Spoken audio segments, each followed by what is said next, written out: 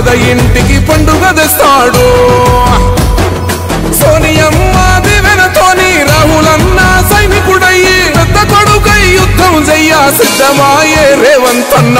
3 రంగుల జెండా పట్టి సింగమోలే కదిలినాడు. ఒక్కరో కాంగ్రెస్ సూర్యుడు మన రేవంత్ అన్న నిగ్గదీసి అడిగే మొనగాడు.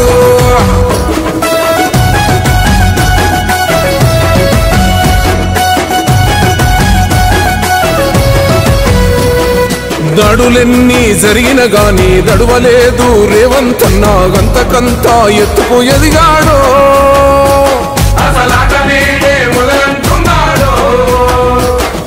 మొక్కనాడు ఊకోలేదు, ఒక్కడయ్యి కొట్లాడాడు. అందుకే పెద్ద నాయకుడయ్యాడు.